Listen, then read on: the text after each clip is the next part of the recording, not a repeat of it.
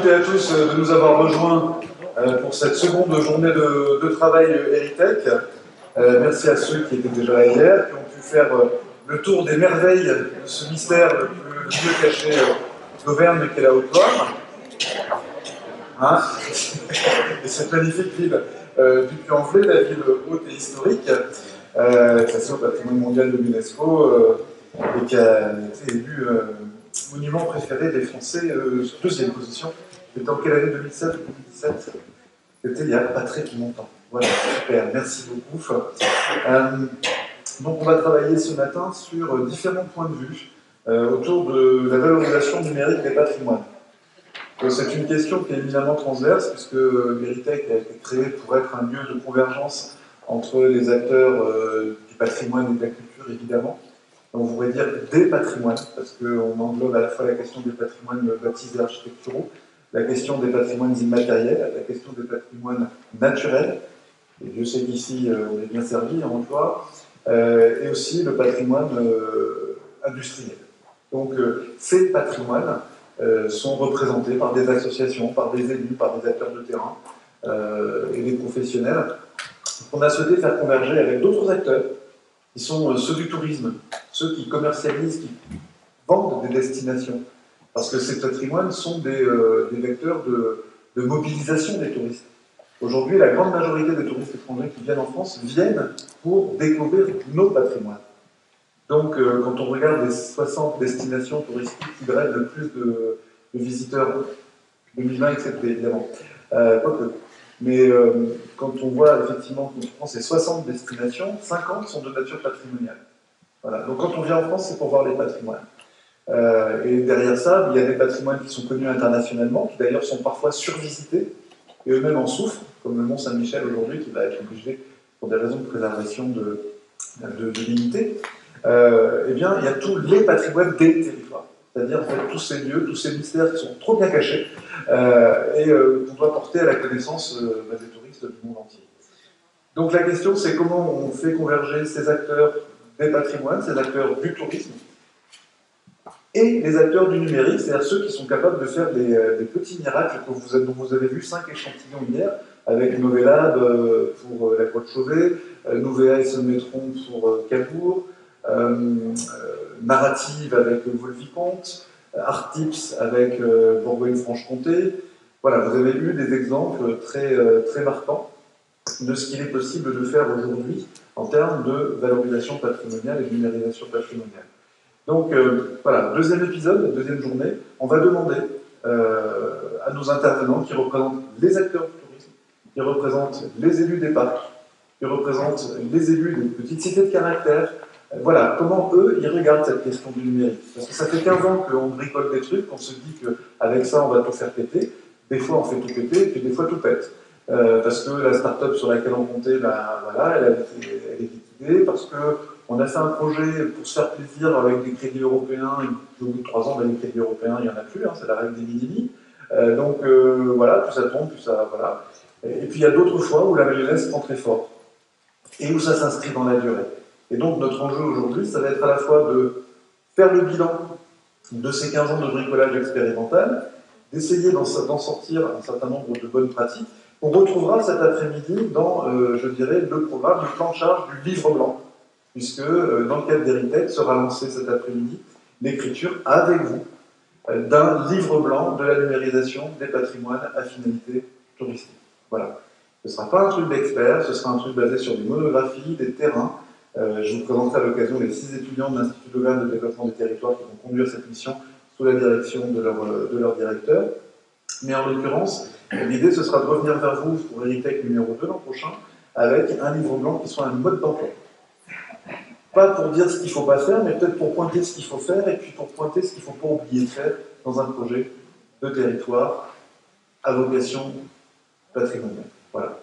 Donc, sans plus attendre, je vais demander à nos intervenants, pardon, oui, parce que je suis revenu à nos intervenants de la table ronde suivante de bien vouloir nous rejoindre. Christian Bourizard, sous vos applaudissements, président d'ADN Tourisme. Installez-vous ici. Anne Siba, coordinatrice régionale des petites cités de caractère pour la région Auvergne-Rhône-Alpes, on l'applaudit également. Stéphane Adam, qui est le directeur de la Fédération des parcs naturels régionaux. Alors, on dit les parcs en général maintenant, hein. Moi je rajoute toujours des naturels régionaux, mais promis, je vais arrêter. Anita Hériard-Sorondo, directrice marketing, innovation et nouveaux usages du groupe Orange. Merci Anita d'être avec nous sur l'applaudissement. Je vous invite également ici en plateau. Et Frédéric Doé, donc, qui est le directeur général de la fondation RTE, que je vous demande d'applaudir également.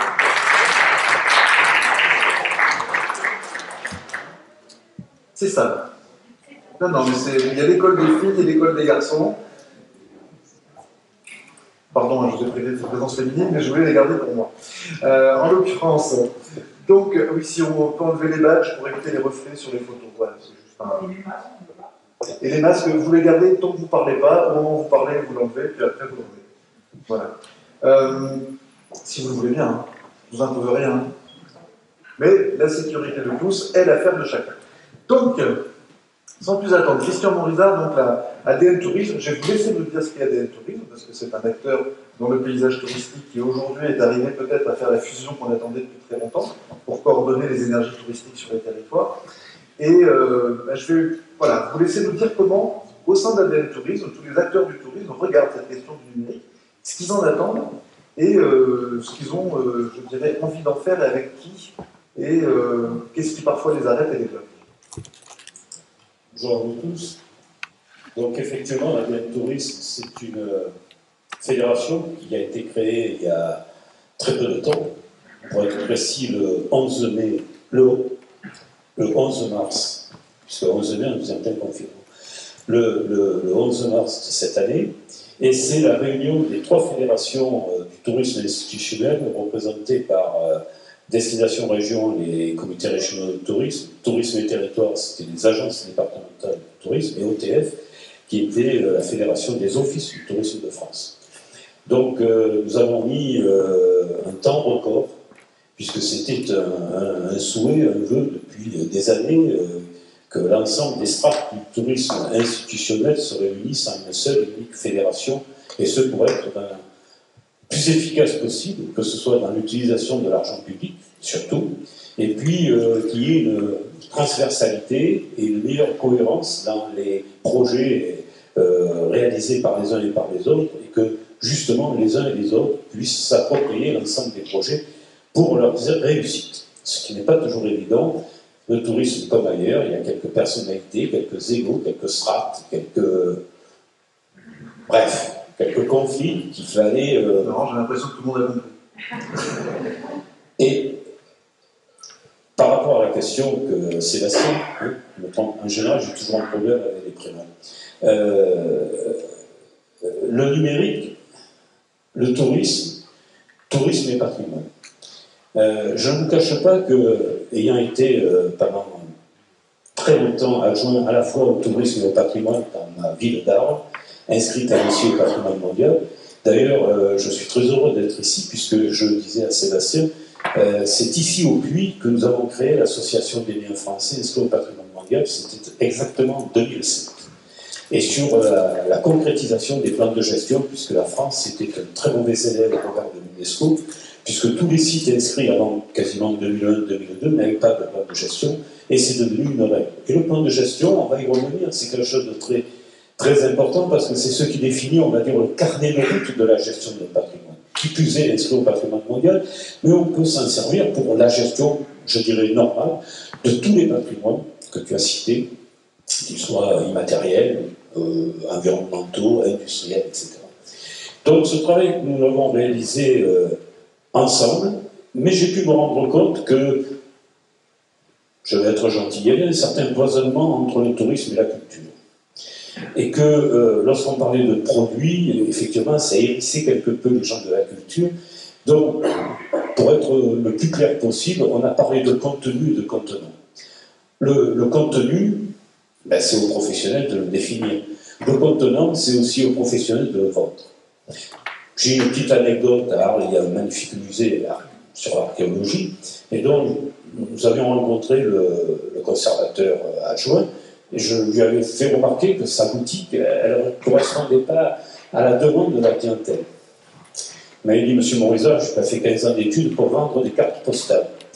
Je lui ai dit, mais je ne vous le demande pas parce que vous ne sauriez pas le faire. À chacun son métier, à chacun son travail. Et je crois que la transversalité, c'est quelque chose de très important. Et dans l'action du numérique, c'est encore plus important parce qu'effectivement, pour être dans les données numériques, on a besoin d'un partenariat énorme.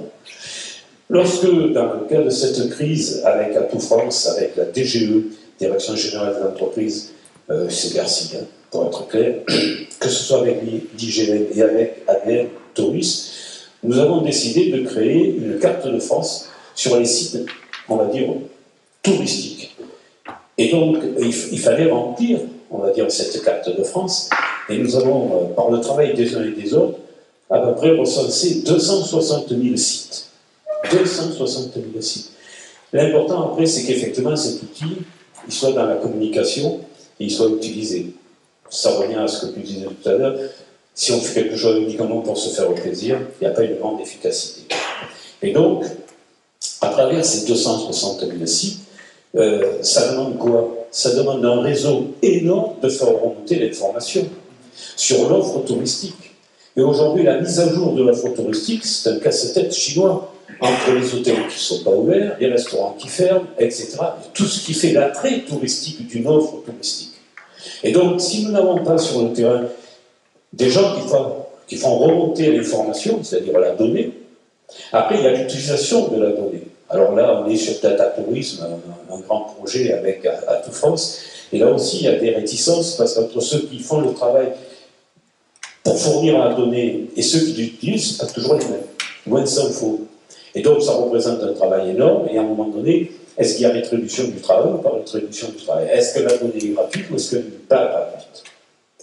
Donc voilà, aujourd'hui, à peu près les grands axes, il y en a d'autres, mais pour être plus dans le sujet par rapport au tourisme et patrimoine, il est évident que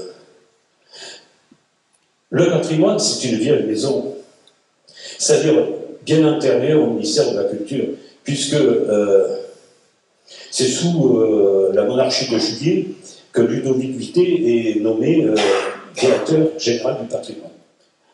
C'est Prosper Mérimée qui, quelques années plus tard, va lui succéder et qui va faire un travail remarquable, puisque les premiers monuments sont classés aux alentours de 1840. Le ministère de la Culture a été créé sous De Gaulle. Donc, là aussi, il y a des habitudes. Plus que des habitudes. Par contre, tout l'intérêt, effectivement, du numérique dans la gestion patrimoniale, on la voit bien dans la préservation, la conservation et la mémorisation. L'histoire malheureuse de la cathédrale de Paris démontre que si, effectivement, aujourd'hui, au-delà du magnifique archivage qu'il y avait sur ce monument, c'est grâce aussi à la numérisation qui avait été réalisée. Quand on voit les drames qui se passent au Moyen-Orient avec la destruction de sites incomparables, il est un fait qu'aujourd'hui, notre préoccupation au niveau international, c'est de savoir comment on peut mémoriser au mieux par des relevés. Et aujourd'hui, grâce au numérique, on peut avoir des relevés beaucoup plus intéressants, beaucoup plus précis, et effectivement, pour garder cette fameuse mémoire de ces monuments par rapport aux conflits armés qui sont malheureusement auteurs, à travers les hommes, de la destruction de ces sites. Donc, il est évident aujourd'hui que nous avons ce numérique. Il y a un philosophe qui disait, nous sommes peut-être dans un nouveau paradigme. C'est quoi? C'est effectivement, nous sommes sur une nouvelle façon à la fois d'agir, de réfléchir, de penser avec le numérique. Il y a le risque, c'est qu'à un moment donné, l'outil doit continuer à servir l'homme et ne pas l'asservir. C'est-à-dire la maîtrise même de l'outil. Et je crois que tout l'enjeu vis-à-vis du numérique aujourd'hui, qui va impacter profondément les générations futures, et là aussi on le voit, la rapidité du numérique par rapport à d'autres technologies qui nous ont précédés, c'est qu'aujourd'hui les générations, quand on parle de générations sur le numérique, ce n'est pas des générations de 20 ans, c'est des générations à la limite presque de 2 ans, de 3 ans. Vous avez des enfants, vous avez des petits-enfants, et vous vous rendez compte qu'à un moment donné, l'utilisation même du numérique, elle est extraordinaire. Moi, je fais partie des has-been. J'ai plus rien compris, je suis dépassé. Si je n'ai pas mon petit-fils qui m'explique comment il faut se servir de mon portable. Enfin, bientôt, le portable, il fera aussi du café, hein, si ça continue. Mais enfin, bon, pourquoi pas. Non, mais c'est assez extraordinaire. C'est pour ça qu'on ne peut pas le refuser. Mais avoir la maîtrise de l'outil, c'est quelque chose de très important. Voilà. Je n'en dirai pas plus. J'étais assez bon, je crois. On reviendra vers vous, Christian, merci beaucoup. Effectivement, beaucoup de potentiel, tout le monde en apprend quelque chose, on voit que c'est compliqué, on voit que la question de la gestion de la donnée elle est stratégique, on voit que le rapprochement des cultures professionnelles, c'est aussi l'enjeu, c'est tout le travail que veut conduire Eritech. Alors, si on appelle ce rapprochement de nos voeux, Anne-Soula, parfois, voilà, on se dit, on est effectivement des petites cités de caractère, on est né de la notion de patrimoine, finalement, et de cette forme d'exclusivité. Donc comment on regarde sur le territoire, comment les élus qui sont membres puis vous nous direz, vous nous rappellerez ce que c'est que Petite Cité de caractère de France, comment ils regardent aujourd'hui, vos membres, cette question du numérique, justement? Alors oui, je vais commencer peut-être par expliquer, pour ceux qui ne connaissent pas, ce que sont les petites cités de caractère. Les petites cités de caractère, c'est une marque nationale et maintenant européenne, qui est née dans les années 70 de nombreux élus qui se sont trouvés dépourvus pour pouvoir porter tout l'héritage qu'ils avaient dans leur cité. Pourquoi? Une petite cité de caractère, en fait, c'est une commune de moins de 6000 habitants. C'est une commune qui a un très beau patrimoine, qui a aussi un secteur protégé pour le conserver. C'est surtout une commune qui est citée, qui l'a été dans son passé ou qui l'est encore aujourd'hui. Et donc, en tant que cité, elle a un patrimoine qui est important, qui est remarquable, qui est resserré, qui est homogène. C'est une ville en miniature, si vous voulez, avec tous les avantages et les charges d'une ville, mais avec les réalités d'une commune de moins de 6000 habitants, réalité financière et en potentiel humain également pour porter cette charge-là. Donc ces élus se sont regroupés et ont décidé de faire de ce patrimoine un levier de développement pour leur territoire. Et aujourd'hui, ce sont 190 communes en France. Vous voyez la carte ici, on voit bien que c'est parti de Bretagne et que ça arrive tout doucement en Auvergne-Rhône-Alpes. Ce sont 190 communes de moins de 6000 habitants aujourd'hui en France. Pas mal dans la région que vous pilotez. Alors, la région que je pilote, la première petite cité de caractère, c'est Marcolès en 2014. C'est notre président actuel qui fait venir la marque ici.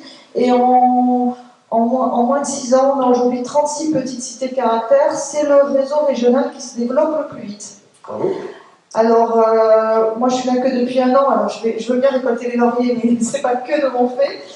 C'est également grâce à nos partenariats. Je rejoins monsieur dans le patrimoine. L'important, c'est créer du réseau, créer du partenariat. Et ça fait partie de l'ADN même des petites cités de caractère. Aujourd'hui, on a un très bon partenariat avec la région, avec un dispositif financier qui s'appelle Village Remarquable, qui soutient énormément les communes, financièrement notamment, et qui soutient l'association. On a un partenariat avec le commissariat Massif Central. On a aussi des partenariats qui sont moins connus. Je peux citer celui de la maison du tourisme ici au Puy-en-Velay, puisqu'on a la maison de tourisme qui met à disposition à titre gratuit une personne pour gérer les petites cités de caractère dans le département. Donc c'est quand même un partenariat qui est important. On l'a ici en Haute-Loire, on l'a également dans le Cantal, dans le Puy-de-Dôme, dans la Loire, dans l'Allier, dans le Rhône. Donc ce sont des partenariats qui se mettent en place et qui sont très importants parce que ces personnes sont mes yeux et mes oreilles au plus proche du territoire et ça c'est excessivement important. Donc vous voyez ici nos 36 petites cités de caractère, donc qui travaillent en réseau et c'est vraiment l'important dans notre action. Et c'est également des élus que l'on soutient au quotidien dans la mise en place de leur politique de développement à travers le patrimoine. C'est pour ça que nous avons réalisé cette année un guide de l'élu, donc qui est notre Bible, qui met en place toute la méthodologie des petites cités de caractère. Alors il est en version papier et en version numérique.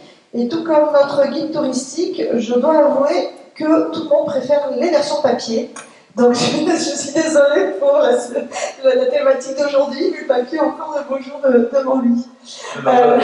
Passer d'un page, effectivement, le papier est beaucoup plus ergonomique. Je tiens à préciser juste une parenthèse, si Anne, vous pouvez vous montrer le guide. Vous en avez un certain nombre dans vos sacs et vous en avez également sur les 2 chaises à la sortie. que vous pouvez prendre, c'est pour vous. Une petite cité de caractère, c'est aussi une marque touristique très forte. Alors c'est une marque qui travaille sur la revitalisation des centres-bourgs, sur les écoquartiers. Nous sommes partenaires des petites villes de demain.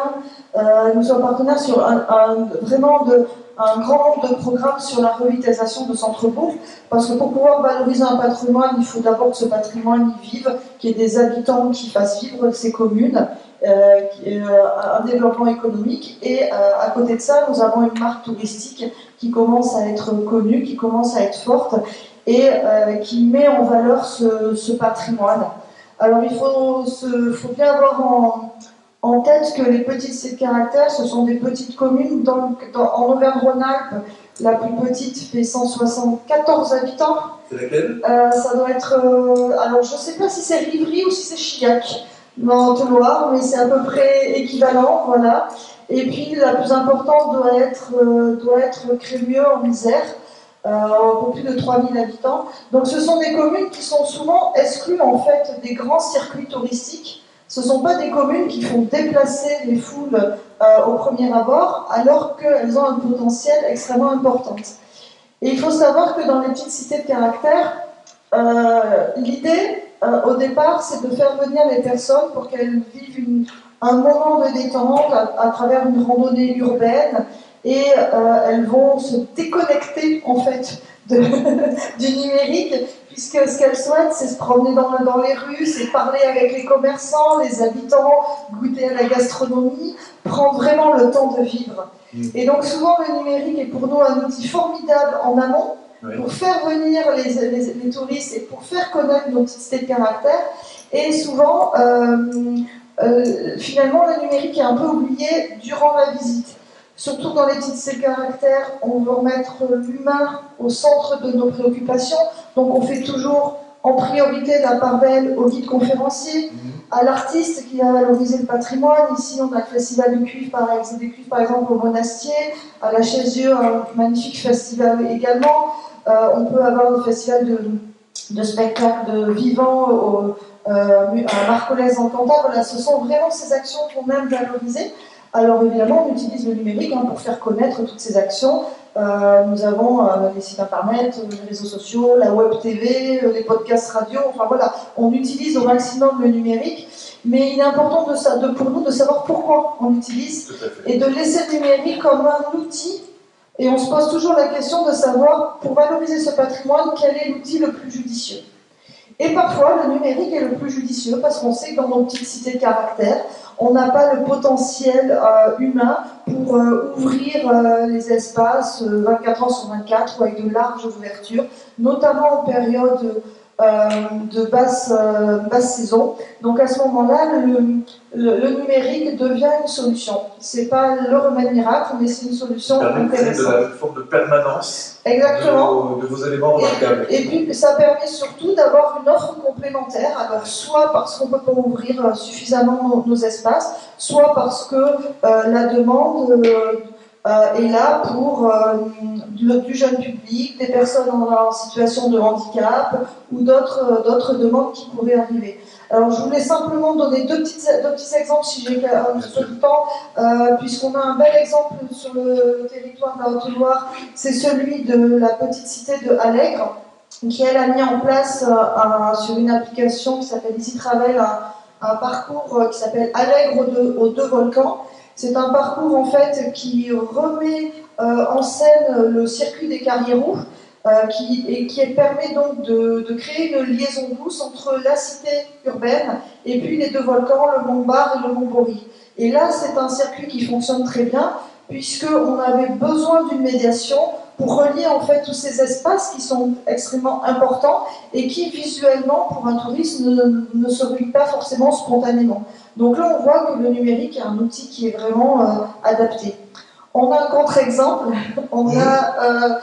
malheureusement un contre-exemple, celui de la châtaigneraie cantalienne. Ce sont trois petites communes, Marcolès, Montsalvi et la Roquebrou, que vous voyez dans le sud-ouest du Cantal, des petites communes entre 600 et 800 habitants, donc ils n'ont pas forcément le potentiel d'accueil touristique qu'elles souhaiteraient avoir pour leurs visiteurs, et qui ont décidé de transformer leur circuit papier finalement en circuit numérique.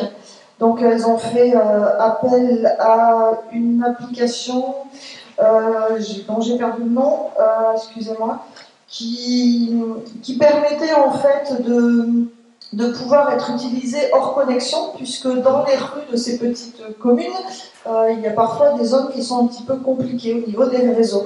Donc elles avaient transformé ces circuits, on pouvait lire les documents sur le smartphone, on pouvait avoir une version audio guidée pour ceux qui le souhaitaient, et il y avait même une version chasse au trésor pour le jeune public qui était prévue. Et l'application a été mise en ligne, et une semaine après, l'entreprise a fait faillite.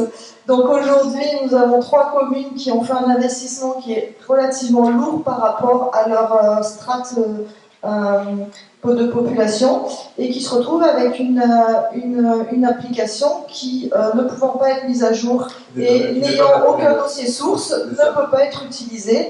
Et donc des communes qui sont extrêmement frileuses et qui aujourd'hui ne veulent pas repartir sur le numérique parce qu'elles ont trop investi pour finalement un résultat qui est somme toute presque plus catastrophique que s'ils n'avaient rien fait, puisqu'ils ont créé la danse. Et aujourd'hui, voilà, le constat d'échec est là. Donc en gros, si je devais résumer les petites cités de caractère et le numérique, oui, c'est un outil formidable, c'est un outil qui doit être utilisé à bon escient, et on doit savoir pourquoi on l'utilise. Et c'est surtout pas le remède miracle pour les élus, et c'est souvent malheureusement comme ça que parfois il est encore vu. Des élus imaginent qu'ils vont faire un investissement, et que derrière, il va pouvoir être utilisé sans frais de fonctionnement, et que c'est vraiment l'idéal. Or, on sait que c'est faux, parce qu'il faut faire des mises à jour, il faut faire vivre l'outil, et que, voilà, pour moi, le numérique ne doit pas remplacer l'humain, mais il doit être côte à côte pour une meilleure valorisation du patrimoine. Voilà. Merci beaucoup Anne.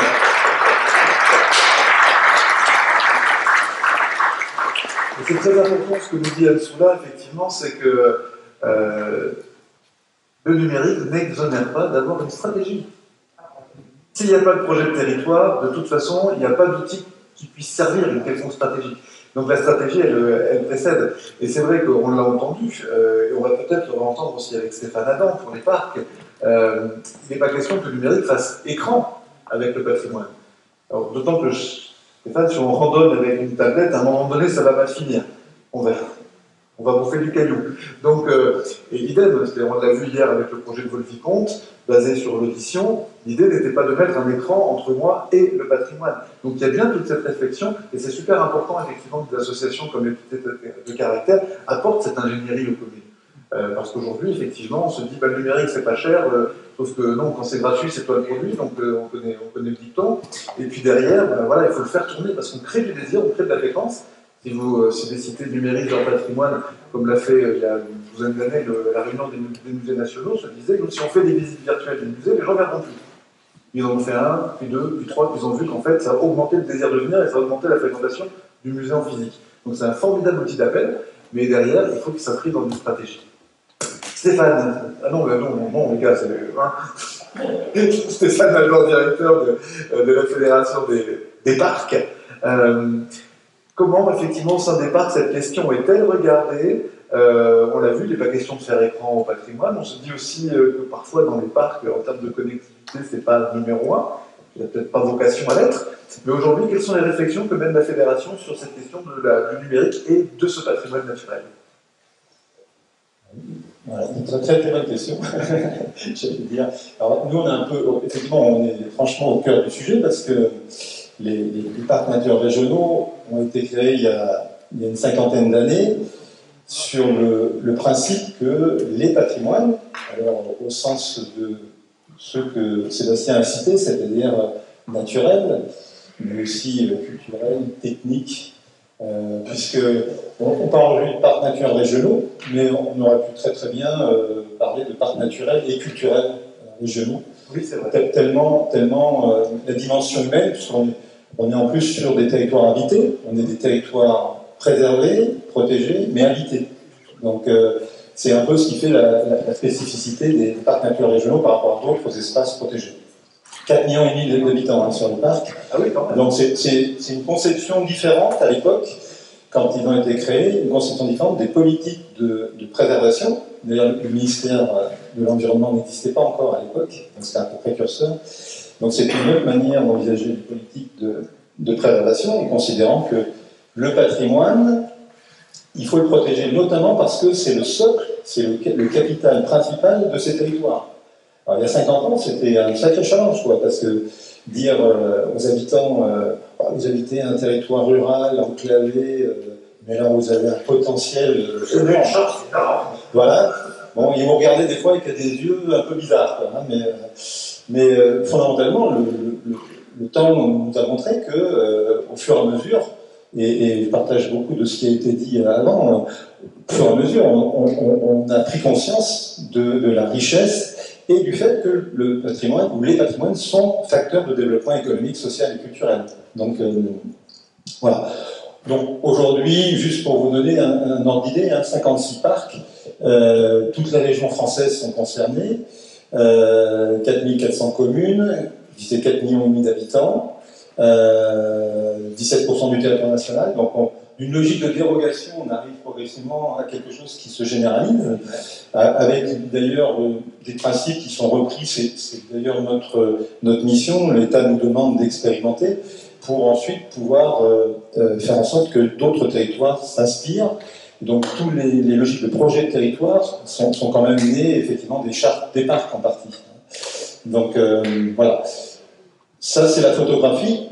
Un réseau en croissance. On a eu encore 2 nouveaux parcs au mois de juillet, donc Baie de Somme et puis Mont Ventoux, avec des caractéristiques, Sébastien, si tu veux passer, des caractéristiques géographiques, physiques, industrielles, parce qu'on a bien sûr un panel de parcs plutôt orienté sur l'activité agricole, voilà. Et puis vous avez des parcs qui sont avec des fortes traditions industrieuses, comme d'ailleurs tout près d'ici, puisque vous avez le Livre-à-Forez au nord, et puis vous avez par exemple le parc du Pilat dans la Loire, qui sont des exemples de parcs avec encore aujourd'hui des bassins industriels.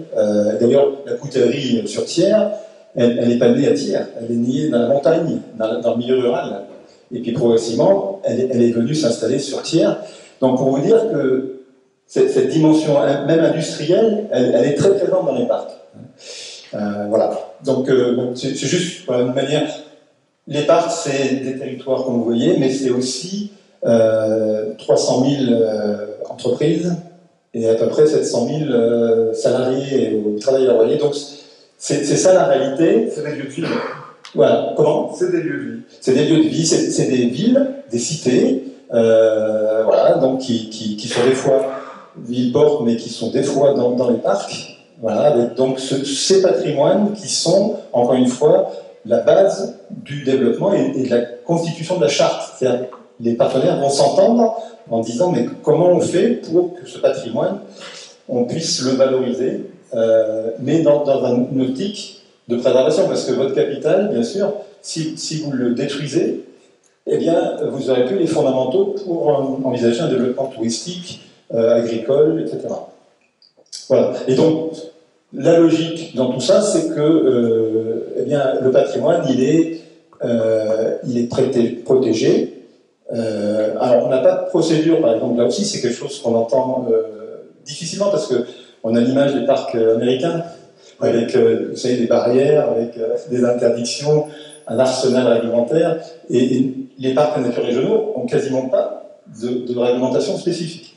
Ah bon. Tout se fait sur la base du contrat, de la discussion, du dialogue, de la négociation. Alors, il y en a qui diraient que des fois c'est long, mais on se dit que l'un dans l'autre, entre des réglementations, et on le vit aujourd'hui, qui sont pas perçues comme pertinentes et qui ne sont pas appliquées, et des logiques de discussion, le résultat n'est pas toujours négocié. Voilà, le résultat n'est pas toujours là où on entend.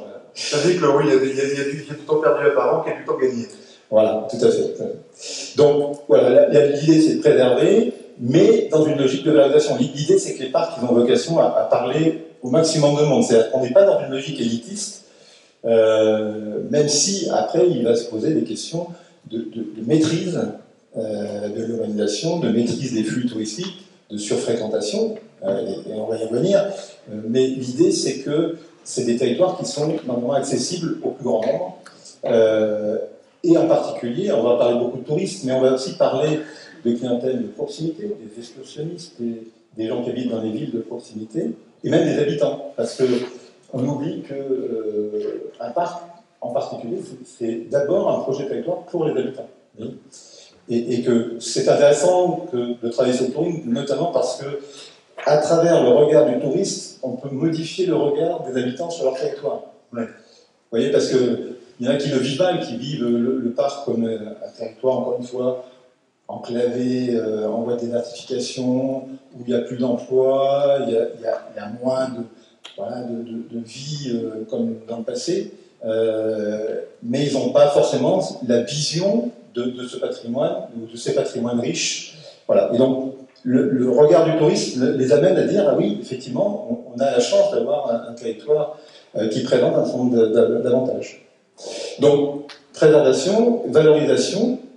On a beaucoup travaillé, alors c'était l'époque des années 60 pour ceux qu'on connu, c'était la création des premiers parcs, avec l'idée que c'était des territoires qui étaient assez vierges de structures, de projets, il n'y avait pas d'intercommunalité.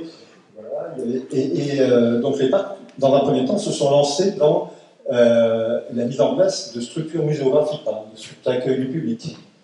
Les écomusées, que vous connaissez, ils sont nés, c'est de la famille des parcs. Les écomusées, alors, vous voyez les pas de technologie qui ont pu se succéder jusqu'au numérique d'aujourd'hui, mais voilà, les écomusées, ils ont essayé d'innover aussi avec des technologies de l'époque, mais voilà, on est sur alors cette mouvance, c'était l'interprétation du patrimoine qui est née dans les années, fin des années 50.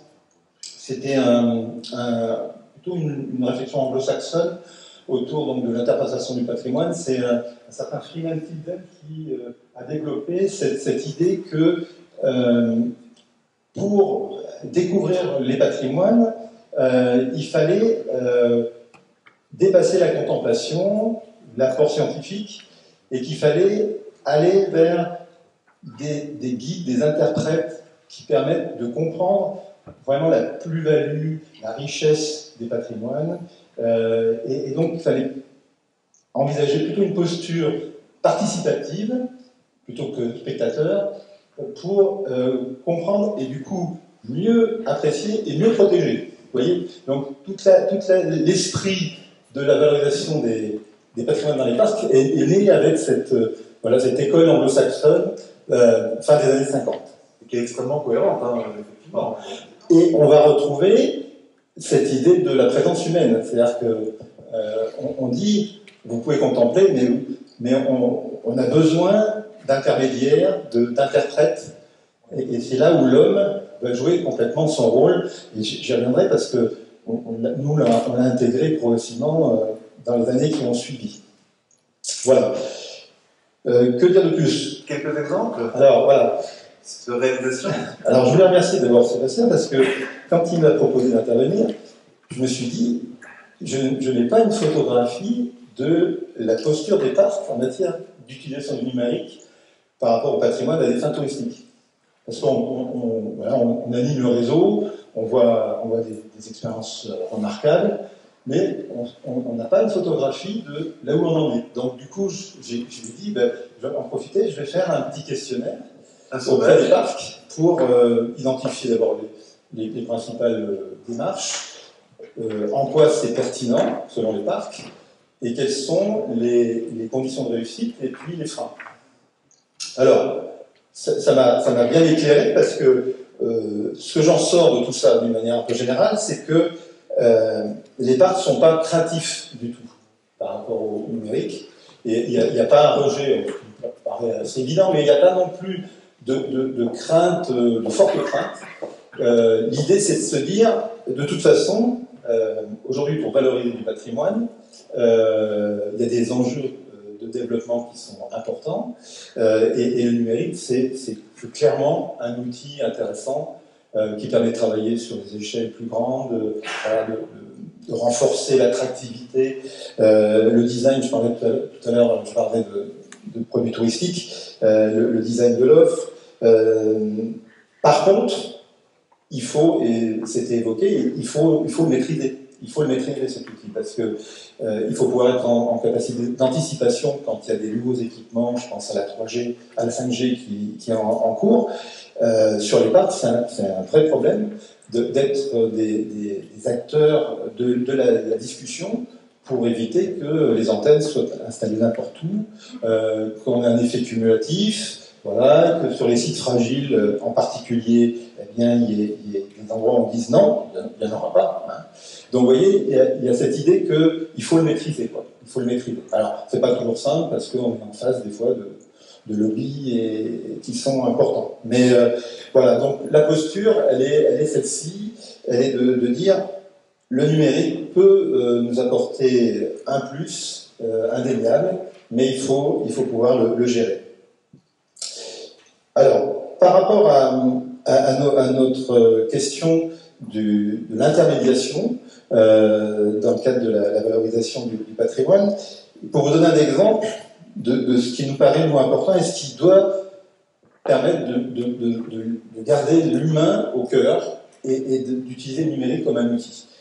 On a souhaité passer un nouveau stade. Pour l'instant, on a une offre touristique qui se constitue. On a une marque qui s'appelle Valeurs Parc Naturel Régional, qui permet de valoriser des prestataires touristiques, mais aussi des agriculteurs, des artisans. Mais on a une difficulté, c'est qu'on n'est pas reconnu aujourd'hui comme destination touristique. On n'est pas, en termes de notoriété, en termes de structuration, d'organisation, ne sont pas des destinations touristiques à part entière. Et donc, on sent qu'il y a une demande, et le contexte actuel montre qu'aujourd'hui, il y a une vraie aspiration pour aller à la découverte de territoires comme les nôtres. Il faut passer un cap, c'est-à-dire il faut organiser une offre, la produire et la commercialiser. Et du coup, on a pensé qu'il fallait que les parcs et la fédération soient partie prenante de cette opération, en partenariat avec des acteurs privés. Parce qu'on n'a pas vocation, nous, à commercialiser, on n'est pas des commerçants, on est des animateurs de territoire. Eh bien, l'idée, donc, dans la construction de cette offre, c'était de dire, il faut qu'on soit sur un positionnement spécifique. Il faut qu'on se démarque. Et donc, on a réfléchi à un positionnement commun aux 56 parcs, ce qui n'est pas toujours facile. Hein, je passe les détails, mais il faut travailler et bien travailler ensemble. Et le positionnement commun qui est ressorti, c'est de dire il faut qu'on propose un partage d'expérience.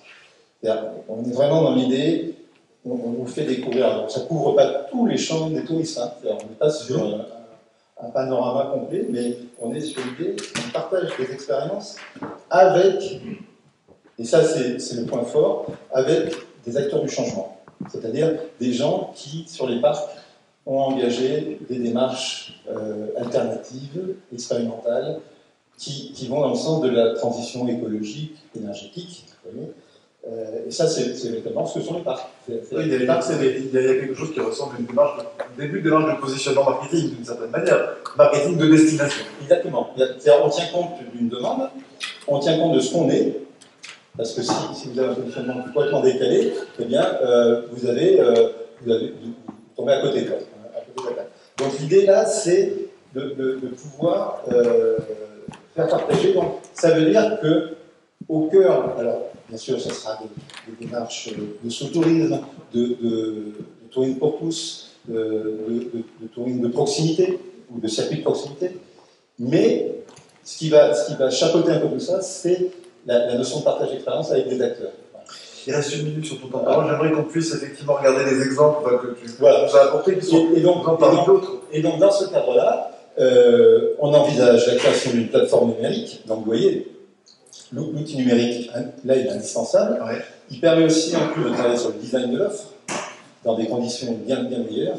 Mais il s'appuie sur des prestataires, des artisans, des agriculteurs, qui sont les vecteurs de cette transition écologique. Le disait Christian Morizard, on s'appuie sur le terrain, les remontées de données, voilà. Et la garantie que le service qu'on promeut, il existe bien. Voilà, tout à fait. Donc ça c'est pour illustrer déjà un aspect de la démarche.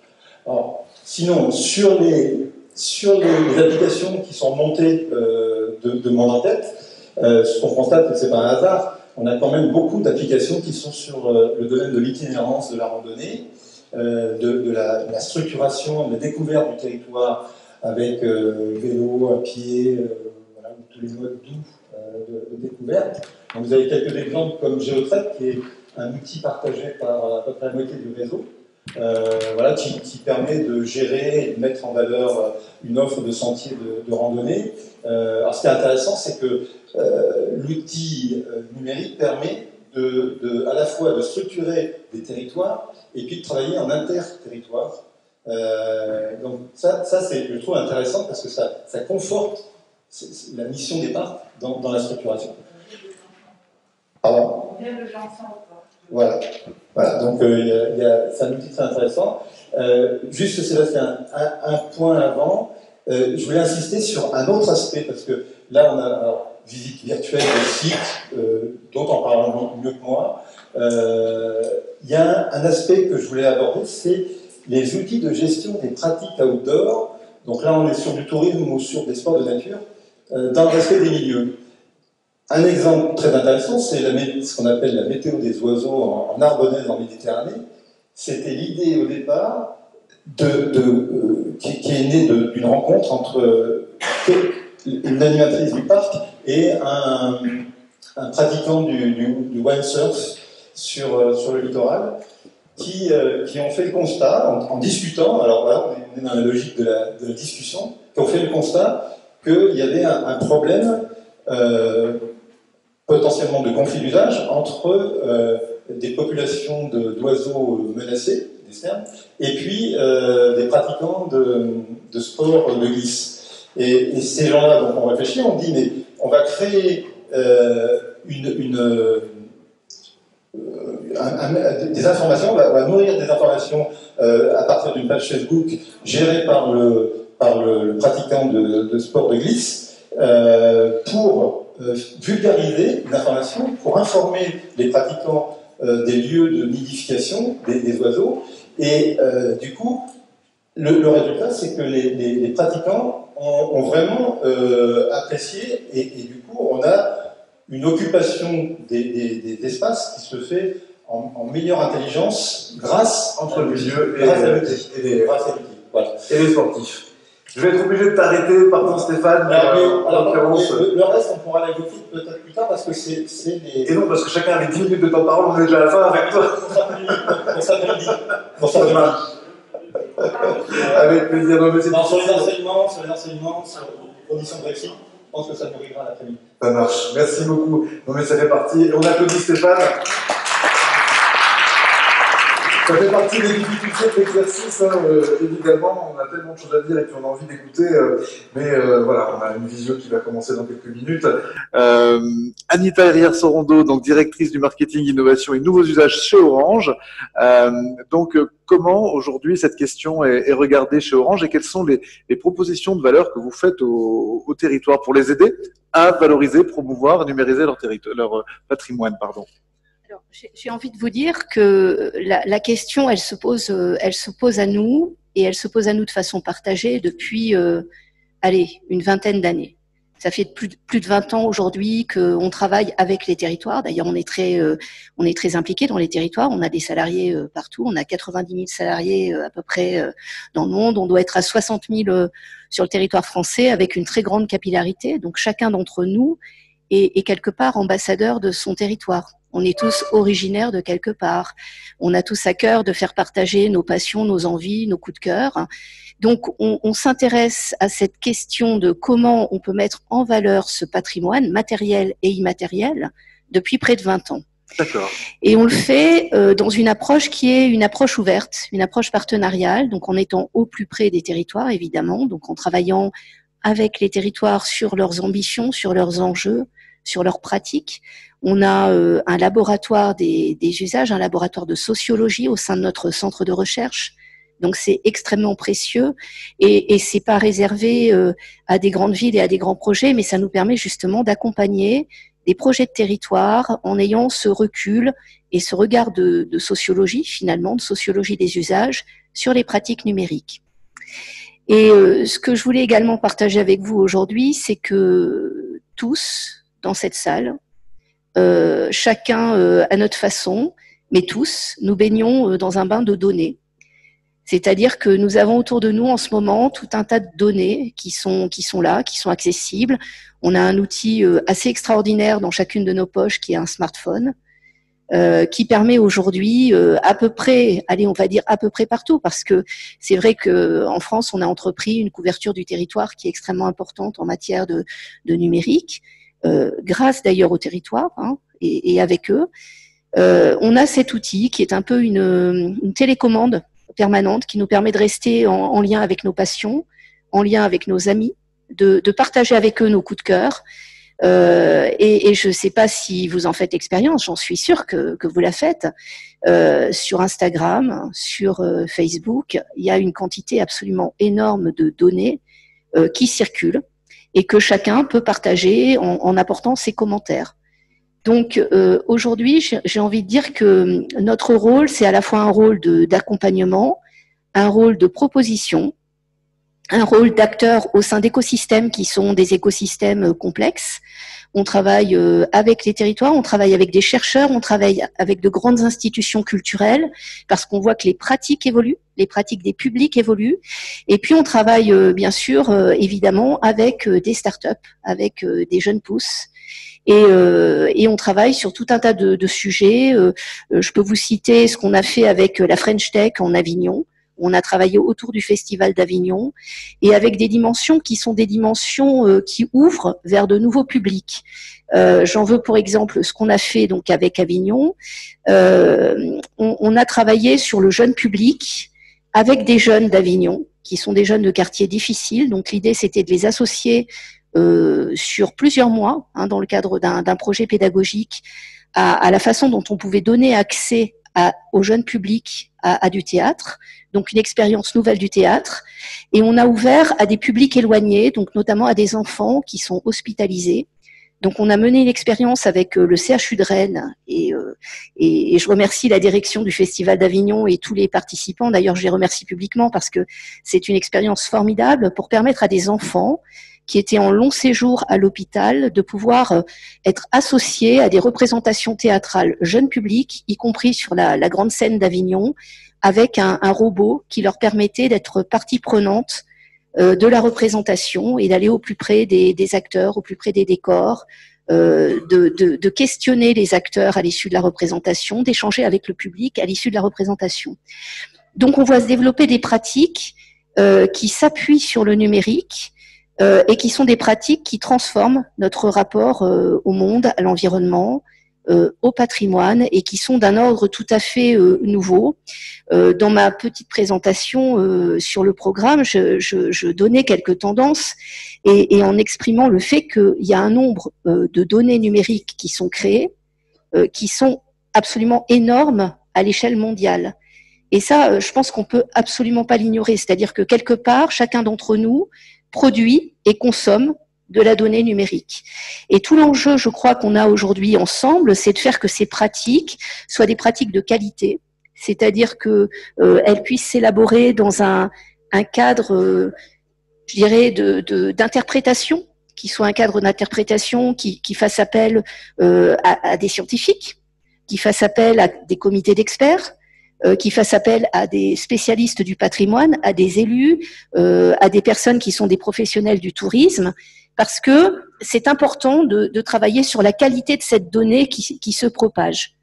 Je pense que c'est important d'avoir cette maîtrise collectivement de la donnée et de ce qu'on donne à voir et de la façon dont l'interprétation est faite pour qu'elle soit de qualité. Donc je pense qu'il y a un enjeu de qualité pour nous et qui est la France est un pays qui a un patrimoine absolument extraordinaire. Hein, on le voit, quelle que soit la taille de la commune, hein, on est appelé à avoir un contact, à être exposé à un patrimoine extraordinaire. Et donc je pense qu'on a tous une responsabilité collective à donner des clés d'interprétation de ce patrimoine, y compris à des publics qui peuvent être des publics qui arrivent avec une certaine naïveté face à ce que l'on présente. Et donc le numérique, c'est l'occasion, c'est l'opportunité de donner des clés d'interprétation. Donc ça veut dire que les projets que l'on travaille ensemble, si j'ose dire, sont des projets qui s'inscrivent dans la durée. Je pense que le numérique n'est pas seulement un outil. Et je voulais partager avec vous quand même cette nouvelle, hein, c'est que l'Homo sapiens, il est devenu depuis quelques années un Homo numericus. Hein. Donc quelque part, on est des humains augmentés. On est des humains augmentés de par notre possibilité d'accès à l'information avec l'ensemble de nos moyens numériques. Et donc ça veut dire qu'il y a une exigence derrière. Il y a une exigence en termes de qualité. Alors je pense que tout le monde peut partager ici, alors avec des différences qui vont progressivement s'effacer, mais globalement, on est en train de relever le défi du déploiement des infrastructures numériques à l'échelle nationale et les territoires. Si on Auvergne à l'échéance 2021. Voilà, les territoires ruraux aujourd'hui sont desservis. Hein, je vais m'exprimer comme ça. Bon, il y a encore des choses à faire, mais ils sont parfois mieux servis que certains territoires urbains. Hein. Parfois, ou périurbains, voilà. Donc globalement, le champ des infrastructures, on est en train de le couvrir et on est en train de l'améliorer quotidiennement et on fait un effort tous collectivement considérable. Donc on est partie prenante de cet effort, mais c'est un effort collectif. Et je pense qu'il y a une exigence et un effort collectif qui est à faire sur le sujet du patrimoine, sur le sujet de la mise en valeur du patrimoine, donc le patrimoine matériel et immatériel d'ailleurs, hein, puisqu'il y a tout ce patrimoine immatériel qu'il faut donner à voir. Et je pense qu'il faut arriver quelque part à documenter sur le numérique ce que l'on documente lorsqu'on se déplace dans un territoire. Alors nous, souvent, on a l'habitude de travailler avec nos interlocuteurs, hein, quand on travaille sur des projets autour du patrimoine, en pensant l'avant-visite, le pendant la visite et l'après-visite, de façon à accompagner tous les temps avec le ou les visiteurs, parce qu'il y a différents types de visiteurs, leur donner de l'information, mais aussi qu'ils en produisent et qu'ils puissent produire de l'information de qualité, qu'ils soient les premiers ambassadeurs des patrimoines qu'ils viennent visiter. Donc ça, c'est un effort très important. Et je dois dire qu'on a presque commencé ici, puisque dès qu'il y a eu les flashcodes qui sont apparus, alors je vous parle d'une période qui ressemble un peu à l'Antiquité maintenant, hein, mais on a commencé à penser sur ce territoire un parcours autour de Lafayette. Et alors on s'est très vite trouvé confronté à des questions de couverture, d'ergonomie d'application, de comment on accède. On n'avait pas tous des smartphones, enfin c'était compliqué. Donc ça nous a permis de nous challenger collectivement, de regarder ce qu'il était possible de faire, là où il fallait évoluer. Et puis on voit aujourd'hui que finalement ces outils d'interprétation qui sont très simples, hein, les QR codes, on peut en mettre absolument partout et que ça permet de donner un accès assez simple à des visiteurs, à de l'information qui est maîtrisée et qui est éprouvée. C'est-à-dire que c'est pas de l'information qui va être sujet d'interprétation entre guillemets non scientifique ou non professionnelle. Ça va être une information qui va être utile. Donc je pense qu'il y a une exigence en termes de qualité de l'information pour répondre aux besoins des publics et un besoin d'adaptation. Et aujourd'hui, on a des outils qui permettent de le faire. Donc c'est une période assez formidable. Hein. Je pense qu'on est vraiment dans un. On a mené des programmes avec des personnes qui ont travaillé sur l'Homo sapiens, par exemple, et je pense qu'on est un peu dans les mêmes périodes de découverte que quand nos ancêtres étaient en train de couvrir les parois des cavernes avec des dessins, tout en ayant des vies où ils étaient chasseurs, où ils allaient chercher des animaux, qui les fascinaient, etc. Nous, on est un peu comme ça avec le numérique aujourd'hui, hein. C'est-à-dire, on a une formidable opportunité qui s'ouvre à nous de pouvoir donner accès à un décodage du monde qui doit être maîtrisé. Alors moi, je parlerai pas, peut-être, je vais m'inscrire un petit peu en différence, je parlerai pas de l'outil numérique, parce que c'est pas seulement un outil. On voit bien qu'on est acteur du numérique. C'est pour ça que je parlais d'Homo numericus. C'est parce qu'on produit nous-mêmes des contenus. Par exemple, sur Instagram, quand vous vous promenez sur Instagram aujourd'hui, vous avez des masses de contenus qui sont absolument considérables, et on voit bien que l'ensemble des territoires finalement sont concernés, mais que la maîtrise de cette information, elle échappe un peu aux professionnels ou aux collectivités territoriales. Hein. Donc c'est un ressenti, c'est une publication, c'est des gens qui mettent en ligne des choses qui les ont intéressés, et donc il faut aider. Je pense qu'il faut accompagner ce mouvement, cette tendance, en donnant les éléments, soit en présentiel, soit à distance, qui permettent d'avoir un accès canalisé à toute cette information. Ensuite, je parlerai de ce qu'on peut faire, par exemple, pour redonner vie à des éléments du patrimoine qui ont disparu. C'est vrai que, par exemple, en Saône-et-Loire, on a travaillé, par exemple, sur Autun. Et à Autun, on a travaillé sur un projet de reconstitution d'une chapelle au sein de la cathédrale d'Autun, qui était un très haut lieu de pèlerinage, hein, qui l'est toujours. Mais cette chapelle a disparu, elle a été détruite. Et le numérique permet de reconstituer, de redonner à voir, donc à travers de la réalité augmentée, de la réalité virtuelle, tout un tas d'éléments qu'on ne fait pas seul d'ailleurs, hein, on le fait toujours en partenariat. Donc vous avez vu, hein, la société Render était présente, hein, sur le stand d'Orange. Donc on travaille avec tout un écosystème de partenaires pour donner à voir ce qui n'existe plus, mais qui a du sens, pour donner une interprétation par exemple d'un bâtiment. Donc je crois qu'il y a cette exigence que nous devons avoir collectivement, à travailler sur des outils qui soient à la fois simples, ergonomiques, faciles d'accès pour tous les publics, mais qui soient justes dans l'interprétation scientifique qui est donnée. Et je trouve très dommageable ce que vous nous avez expliqué sur ces communes qui sont aujourd'hui un peu en difficulté parce qu'elles se sont appuyées sur un partenaire qui a disparu. Donc ça fait malheureusement partie de la vie. Hein. Mais je pense qu'il y a aussi une exigence de qualité à avoir collectivement sur le choix des partenaires. Et en tout cas, en tant que représentante d'Orange, c'est un point sur lequel on a une attention toute particulière. C'est-à-dire qu'on essaie, quelle que soit la taille du projet, d'apporter de la sécurité aux partenaires avec lesquels nous travaillons et de garantir aux collectivités, aux territoires qui nous font confiance, que ce qu'ils vont développer va pouvoir être durable. Merci. Voilà. Vous n'êtes pas prêt de mettre la clé sous la porte. Je tiens juste à dire que c'était un partenaire qui était important et qui avait pignon sur rue et qui a travaillé avec beaucoup de collectivités. C'est d'ailleurs pour ça que celle-ci l'avait choisi. J'en doute pas. Oui, j'en doute pas un instant. Et ça fait partie aussi de notre courbe d'apprentissage collective. Hein, c'est que le numérique, c'est pas simple, et que il faut essayer de regarder dans la durée comment ça peut évoluer et comment on peut rattraper aussi ce type d'effet. On retrouve effectivement ce qu'on a partagé hier sur un certain nombre de débats sur la qualité scientifique de la proposition de valeur, être exigeant sur la qualité et la fiabilité, l'inscription dans le temps de ce qu'on va proposer. Merci beaucoup Anita, merci beaucoup. Frédéric Dehé, directeur général de la Fondation RTE, partenaire du prix Héritech Le Geste d'Or. Vous, votre point d'intérêt, c'est les territoires. La clé d'entrée dans cette question-là, c'est les territoires et notamment la ruralité. Oui, combien de temps vous me laissez, Sébastien? 10 minutes comme les copains. 10 minutes comme les copains, parfait, merci. Bonjour à tous. Donc la Fondation RTE, c'est une petite fondation d'une grande entreprise qui s'appelle Réseau de transport d'électricité, qui gère une infrastructure essentielle pour notre pays, c'est le réseau d'électricité haute tension, ces jolis pylônes que vous voyez le long des autoroutes ou des TGV, et qui permettent d'alimenter l'ensemble des parties du territoire de l'électricité.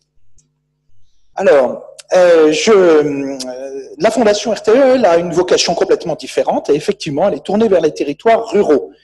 Beaucoup de fondations sont thématiques, par exemple autour du développement des usages du numérique ou de l'apprentissage du numérique ou du développement du patrimoine, sa préservation, etc. Nous avons une approche territoriale. Ce sont les territoires ruraux partout en France continentale. Ça représente 90% du territoire français. On est très, je dirais, heureux de faire souvent des actions sur les PNR, par exemple, avec les PNR et les associations qui y travaillent. Donc cette fondation, en fait, comme toutes les fondations, elle doit œuvrer pour des actions d'intérêt général dans le cadre du mécénat, d'une entreprise. Et donc les bénéficiaires de nos soutiens, ce sont des entreprises de l'économie sociale et solidaire, en bon français, des associations, qui ont un projet qui a quand même une viabilité économique à la clé. Voilà l'idée générale. Avant de parler plus précisément de ce que fait la Fondation en matière de patrimoine et éventuellement de numérique, je voudrais redire un mot sur ce que fait l'entreprise fondatrice, RTE, en la matière. Parce que quand on construit des infrastructures, eh bien, inévitablement, on altère le patrimoine naturel et culturel qui est là. Inutile de vous dire qu'à chaque fois qu'on fait une nouvelle ligne aérienne d'électricité, la question du paysage se pose. Donc, on a tout un travail de concertation, de co-construction, de partage avec les sachants et les riverains sur le sujet. Voilà. Les élus locaux sont évidemment aussi partie prenante.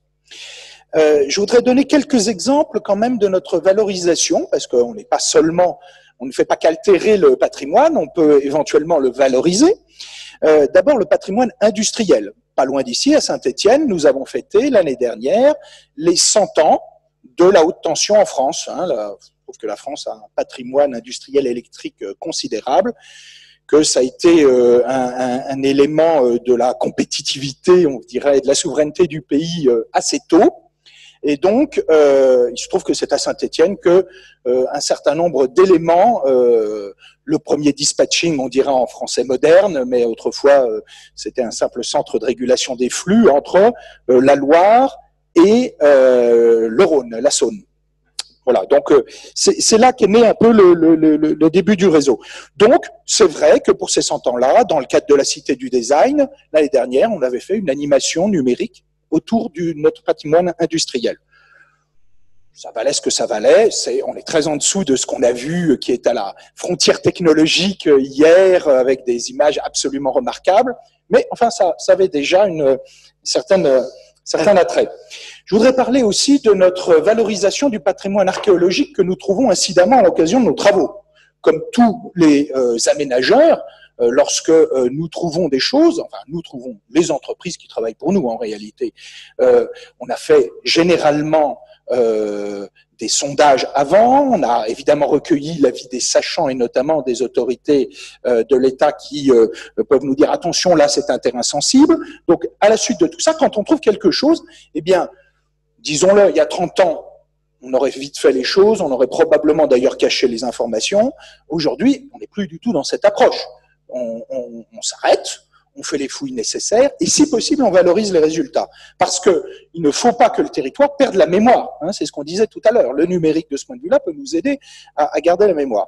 Alors là où je dirais qu'une entreprise comme la nôtre est encore tiraillée entre les anciens et les modernes, c'est que par exemple, lorsqu'on a fait une très belle trouvaille pas très loin d'Arles d'ailleurs, à Graveson, où nous avions un poste électrique à construire, on a trouvé un bout assez bien conservé de la via Agrippa, qui est Arles-Lyon, on va dire, et on l'a donc préservé, on a même fait un préau par-dessus. Vous voyez, on est resté sur une approche physique. Mais on s'est posé la question de le faire aussi en numérique, parce que comme c'est quand même à l'intérieur de notre poste, que personne ne rentre dans notre poste, parce que industriellement, il y a des risques, évidemment, d'électrocution, donc il n'est pas question d'aller...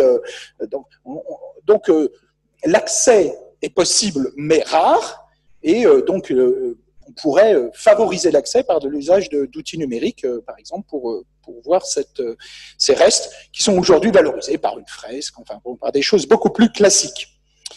Un élément nouveau que je cite, qui peut-être vous intéressera, de plus en plus, on fait des ouvrages d'infrastructures électriques sous la mer, et donc l'archéologie sous-marine est également un sujet qui maintenant devient important. Avant, je dirais, éventuellement faire des travaux qui pourraient avoir un aspect destructeur, on fait passer là aussi des sondages, de vérification. Bon, il se trouve, vous le savez sans doute, qu'on va avoir de plus en plus d'éoliens offshore, donc c'est des sujets qui vont se poser de manière récurrente désormais. Voilà, ça c'était pour l'entreprise qui a une certaine culture numérique, qui s'étoffe rapidement en ce moment, mais on part d'une situation où c'était quand même pas le cœur de métier de notre entreprise. Et par exemple, aujourd'hui, nous allons progressivement avoir pour chacun de nos ouvrages ce qu'on appelle un jumeau numérique, hein, qui nous permettra effectivement de prévoir les travaux qu'on doit y faire et puis de les assister lors de la conduite de ces travaux. Ce qui fait que on aura un jour une vision sur ce qui est notre outil de travail, une usine étendue à l'échelle de l'ensemble du territoire, 100 000 km de ligne. Et donc, on aura cette culture du numérique dans l'entreprise que nous n'avions pas encore complètement. Alors maintenant, je parle de la fondation. La fondation, elle est orientée vers le développement des campagnes. On est plutôt sur le petit patrimoine rural. Là, on n'est pas du tout sur des grands travaux comme... alors, on a fait et soutenu beaucoup de murs de pierre sèche, de belles maisons qui devenaient ensuite une maison des associations, par exemple, dans telle ou telle commune. Peut-être des choses plus structurantes. On a pu soutenir, par exemple, le réseau des châteaux d'Alsace. Il y a une route en Alsace des châteaux, bon, voilà, et qui a eu quelques projets numériques.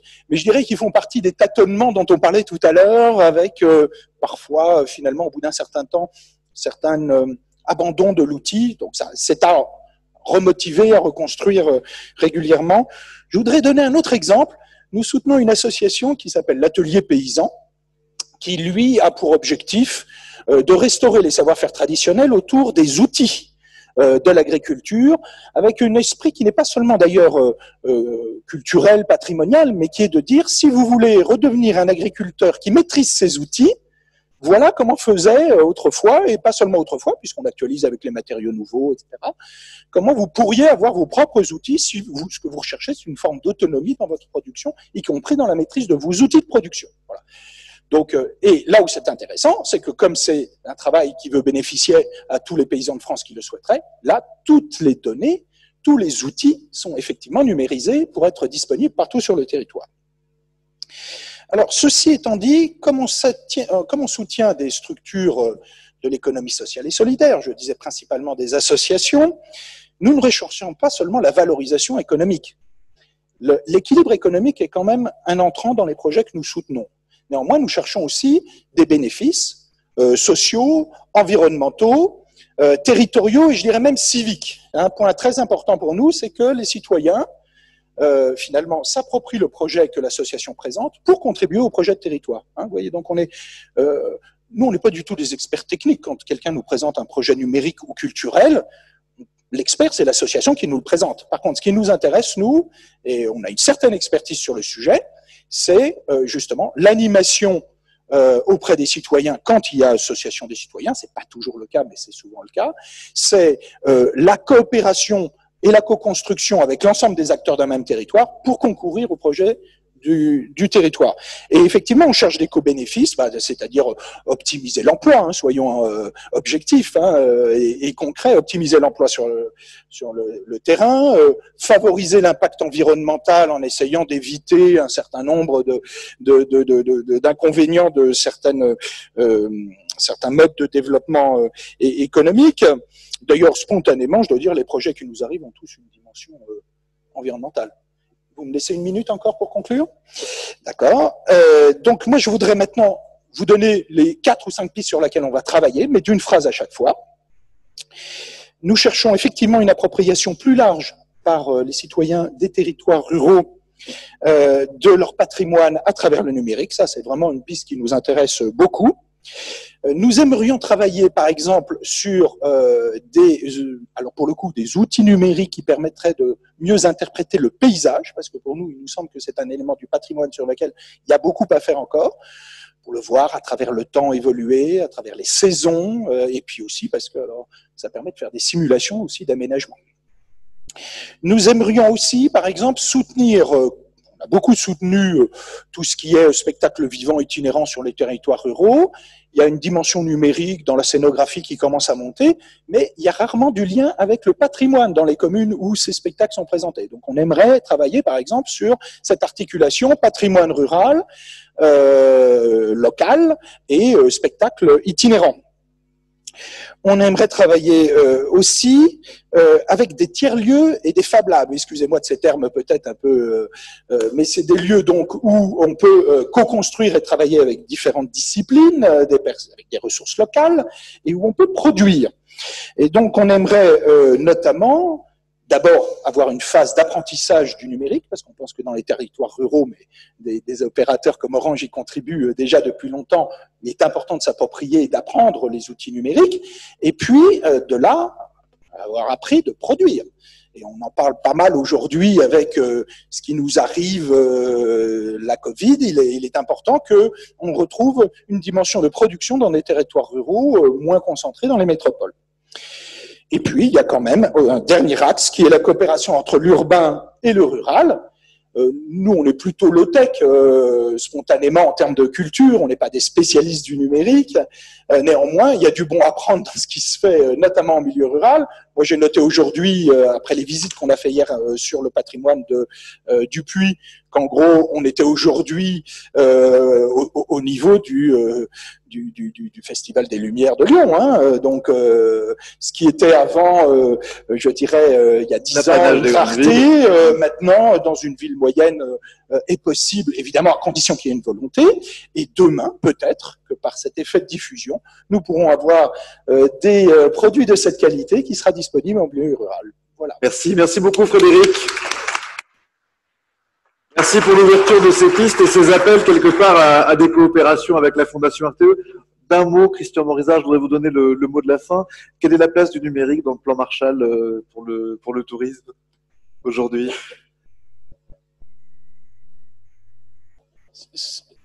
Cela a été dit, je dirais, par madame, entre autres, avec qui nous travaillons. Je ne sais pas si le terme outil est le bon terme. Et il est évident que la maîtrise, en tout cas, des données et l'utilisation des données soit toujours replace toujours l'humain au centre de la problématique. Parce que je crois que, et en plus dans les périodes que nous vivons aujourd'hui, on s'est bien rendu compte que nous avions tous besoin les uns des autres, qu'il était nécessaire qu'il y ait une très grande solidarité, qu'elle soit à la fois citoyenne, qu'elle soit respectueuse des uns vis-à-vis des autres. Et donc le numérique, il est évident aujourd'hui, c'est comme si au début du XXe, on avait été contre le téléphone, l'aviation, la voiture. Je veux dire, c'est une évolution normale. L'essentiel, c'est que l'utilisation de cet outil, parce que je considère que ça va même plus loin effectivement que l'outil, mais il n'empêche qu'il faut mettre des mots sur des actes. L'inquiétude, et en particulier de certaines générations, entre autres les miennes, qui se sentent un peu laissées au bord du chemin. Et c'est pas toujours évident. Et je terminerai aussi juste alors sur un point. J'aimerais que dans l'utilisation du numérique, et en particulier sur les réseaux sociaux, l'anonymat soit supprimé. Parce que quelqu'un disait, le numérique aujourd'hui, c'est le café du commerce. Oui, mais avant le café du commerce, vous aviez une personne avant vous qui vous disait des bêtises, mais au moins vous pouvez le reprendre. Là, aujourd'hui, c'est le café du commerce, mais totalement anonyme. Et je pense qu'il y a un effet inverse qui est en train de se produire, c'est qu'il y a des gens qui s'enlèvent des réseaux sociaux parce que justement, ils sentent qu'il y a un côté qui est plus maîtrisé. Donc, je crois qu'on en revient toujours à cela, de la maîtrise de la maîtrise et de la transversalité des uns et des autres, parce que je crois que ça a été démontré là. Vous avez une mission, c'est vous la défense d'un certain environnement, mais vous n'êtes pas des Iliens. Je veux dire, à un moment donné, votre territoire fait partie d'un autre territoire beaucoup plus élargi, sur lequel vous travaillez, sur lequel nous travaillons.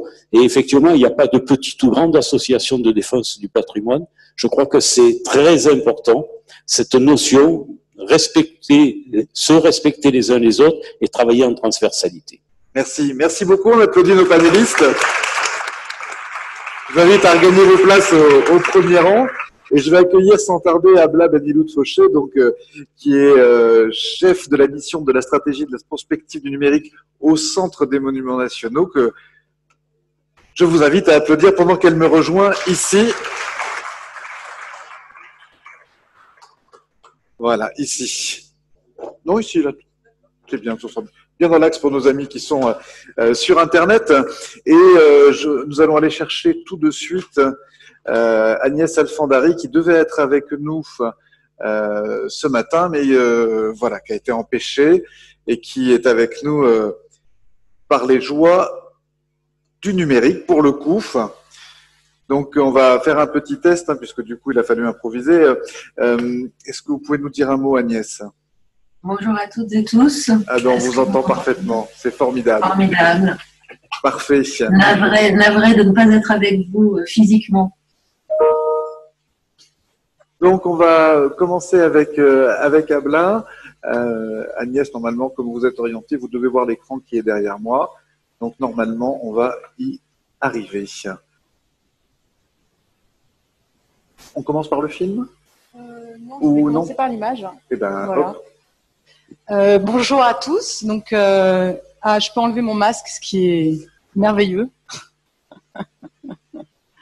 Donc, je suis Abla Ben-Mioud-Fauché, chef de mission au numérique au Centre des Monuments Nationaux.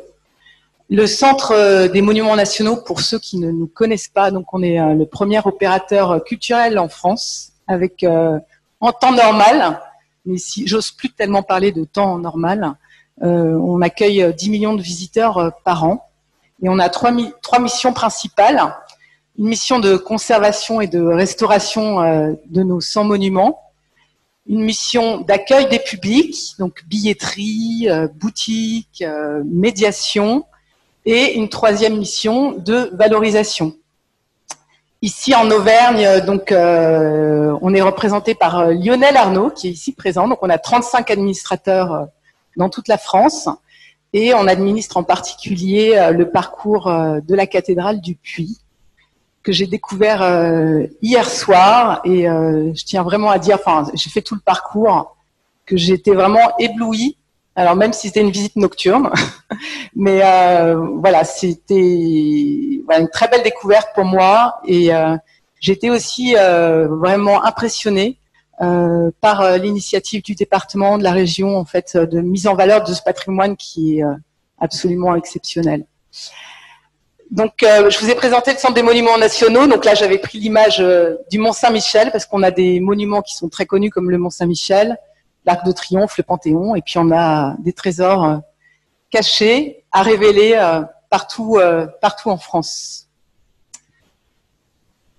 La première question qui m'a été posée par Sébastien, c'est quelle est ma définition de la filière Heritech. Alors c'est une question qui est difficile.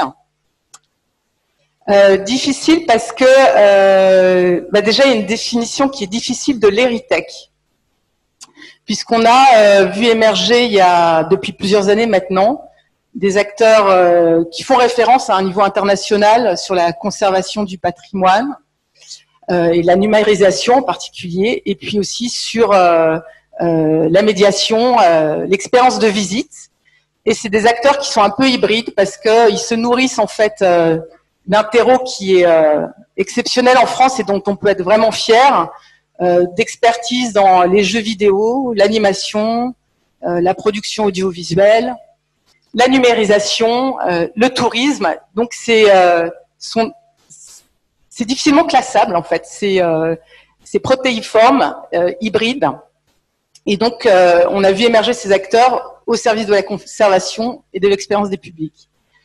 Vous en avez vu des pépites hier. Et clairement, j'étais pas très à l'aise avec le terme Heritech, pour tout dire. Je le comprends et il est parlant, mais ce qui fait la force de ces acteurs, c'est alors, j'y suis pas encore, hein, je vais accélérer, mais ce qui fait la force de ces acteurs, c'est leur capacité à raconter des histoires. Et justement, la capacité à faire oublier la technologie. Et donc, c'est pas uniquement un prisme technologique, c'est aussi un prisme narratif. Ce sont des auteurs, en fait, exceptionnels, en fait. Et Agnès Alfandary va expliquer aussi comment son travail aussi pour valoriser tout cet écosystème à l'international. Et j'étais pas très à l'aise sur le terme de filière non plus. Ah ben dites donc. Mais parce que pour moi la filière n'existe pas encore. Non. Et du coup j'étais à l'aise sur votre initiative et l'initiative de la filière Heritech, parce que à l'inverse d'autres industries, on a vraiment des enjeux de mutualiser des outils, des plateformes, de mutualiser la R&D. On a des enjeux de contribuer au développement de ces pépites, de les accompagner aussi dans leur développement à l'international. Et donc, je suis très à l'aise avec cette notion. Enfin. Mais elle reste à construire et tout reste à faire, et on est très heureux d'être présent aujourd'hui avec vous. Merci. Donc, je ne sais pas combien de temps il me reste, parce que j'étais là pour vous parler de l'incubateur du patrimoine. Il reste 5 minutes en théorie. 5 minutes, ok. Donc, le CMN, depuis même plus d'une dizaine d'années, on mène des expérimentations dans le numérique, dans le patrimoine. Il y a eu des très belles réussites. En particulier ce qu'on a mis en œuvre avec Histovery, que vous avez rencontré aussi hier. Qui a son stand, effectivement. Voilà, à la conciergerie, où pour moi c'est vraiment un très bon cas d'école. Il y a eu des flops, et voilà, c'est la vie du numérique. Et là maintenant, on est arrivé vraiment à une phase de maturité, où on a deux objectifs. Un objectif de continuer à expérimenter, mais pas seulement dans le numérique, parce qu'on est persuadé que l'innovation maintenant dépasse le numérique et qu'on a des enjeux aussi d'innovation sociale, d'innovation durable. Et on a du coup une cellule qu'on a créée pour pousser l'innovation dans le patrimoine au sens large, c'est l'incubateur. Donc ça, c'est le premier axe. Et le deuxième axe, c'est un axe de développement du numérique dans nos monuments, où là, on n'est plus dans l'expérimentation. On est vraiment dans des logiques de prestations commerciales, on est dans des logiques de concession, on est dans des logiques de coproduction, en particulier autour des technologies immersives, réalité virtuelle, réalité augmentée. Donc par exemple, on va lancer l'année prochaine un jeu Assassin's Creed à Carcassonne, avec de la réalité augmentée. On coproduit avec le studio Lucid Realities une expérience de réalité virtuelle sur la ville de la Savoie du Corbusier. Et à chaque fois, on fait vraiment attention à réfléchir à l'expérience globale, et on en a pas mal parlé aujourd'hui. Et j'aime souvent dire qu'il y a deux faces du numérique, c'est un peu comme Star Wars. Il y a la face de lumière, qui permet vraiment de mieux comprendre le patrimoine, de diffuser le patrimoine hors les murs. Et puis, il y a la face sombre, le côté obscur. Et le côté obscur, si on ne le prend pas en compte, en fait, on peut faire des flops. C'est ne pas avoir une approche design thinking, vraiment penser visiteur. C'est ne pas anticiper la maintenance, ou avoir une logique très technocentrée. On veut à tout prix utiliser de l'état de technologie, alors que parfois, un flyer papier fait aussi bien le job. Donc vraiment, on a ces deux axes, expérimentation et diffusion et développement, en fait. Et sur le volet expérimentation, l'incubateur, donc on l'a créé il y a 3 ans. Et on va vous passer une petite vidéo dans les minutes qui me restent. J'ose pas dire la minute qui me reste. C'est pas loin. Merci beaucoup. Si j'avais été un peu plus dans l'anticipation, vous voyez, j'aurais tout prévu. En même temps, je vous l'ai envoyé hier soir. Je ne devrais pas le dire. Non, mais... En cliquant sur le slide, vous pouvez la... Non, parce que j'ai Elle était intégrée aussi dans le slide. Alors, voilà, c'est un moment un peu pénible pour moi. Ok, bah écoutez, sinon, ça, je ne en fait, si pas vous voulez, je vais vous faire la vidéo. Ce sera plus simple, non, Sébastien. Je l'ai passé. Voilà, elle est là. Donc, c'est une petite vidéo de présentation en quelques minutes de l'incubateur du patrimoine. Allez, on est parti. Ça commence bien.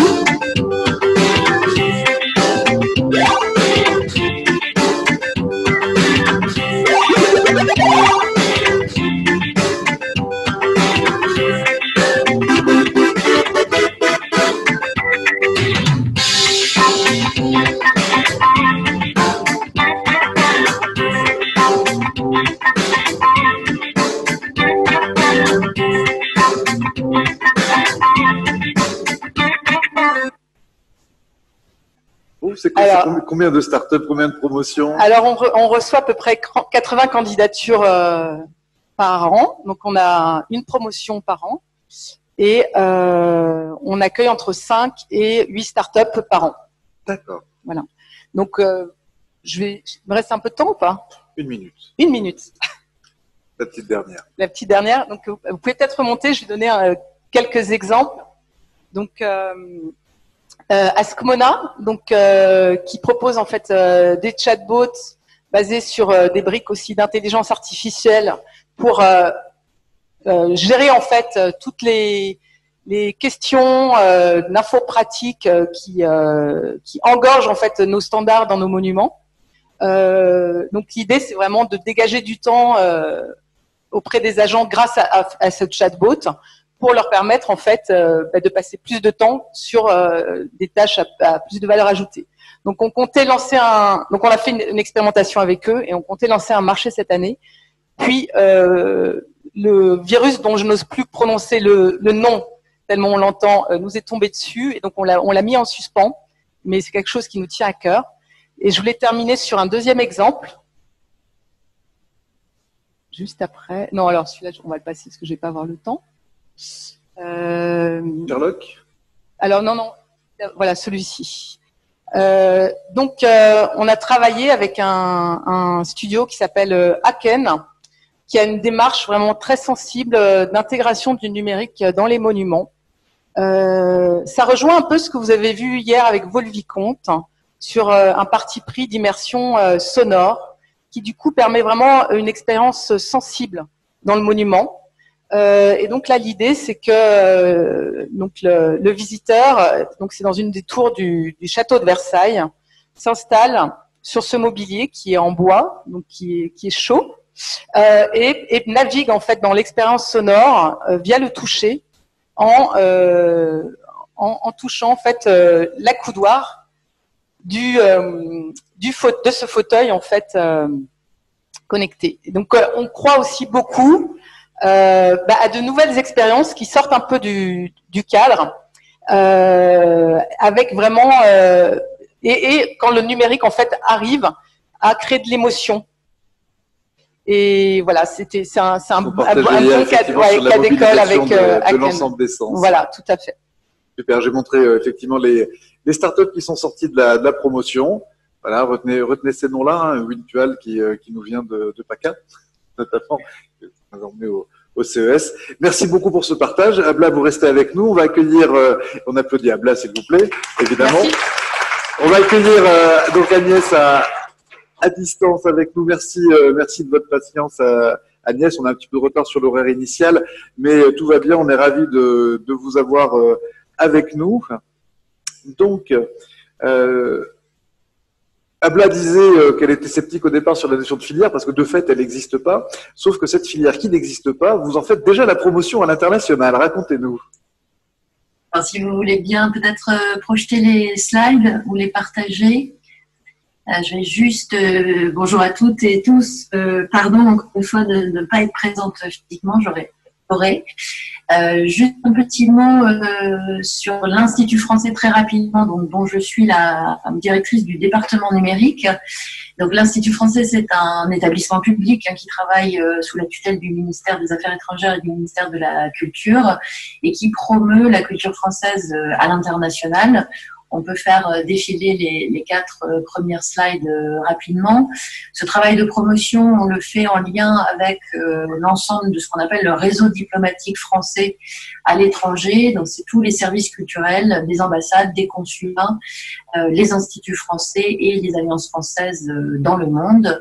Et cela couvre, si vous voulez bien, Sébastien, peut-être montrer les...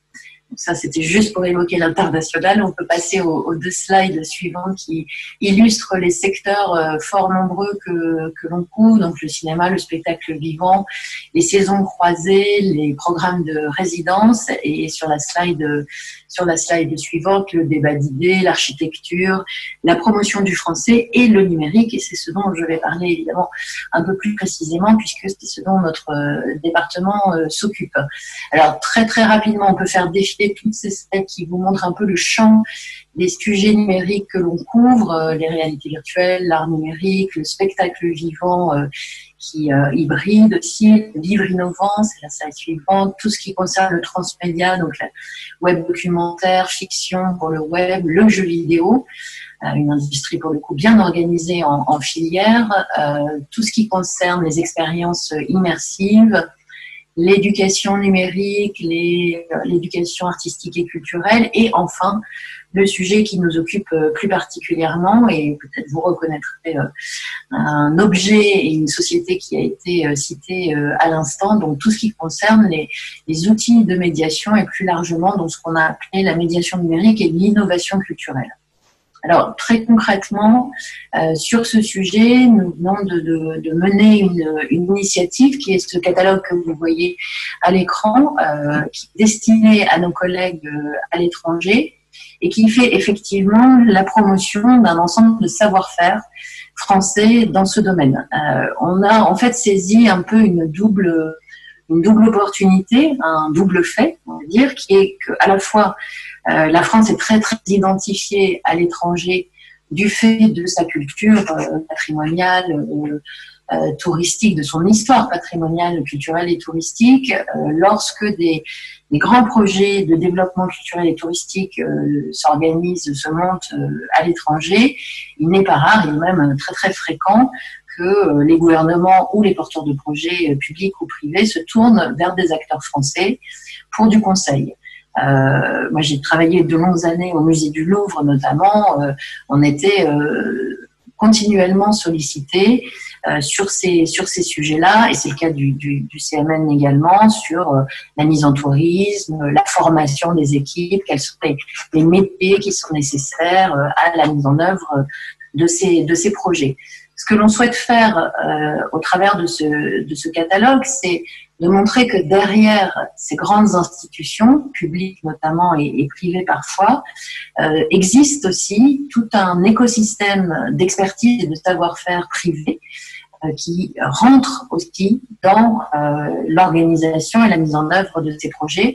Et c'est toute cette chaîne de valeur que l'on souhaite valoriser à l'intérieur de ce catalogue. La double opportunité, c'est que la première opportunité, c'est cette expertise française réelle qui existe. La deuxième opportunité, c'est que nos collègues, le réseau diplomatique français à l'étranger, ce sont des hommes et des femmes qui sont en contact déjà avec l'ensemble des acteurs culturels à l'étranger et qui sont donc en contact avec des directrices et directeurs de musées, qui sont en contact avec les personnes au sein des gouvernements qui s'occupent de ces projets de développement culturel ou touristique. Donc on a déjà ces liens.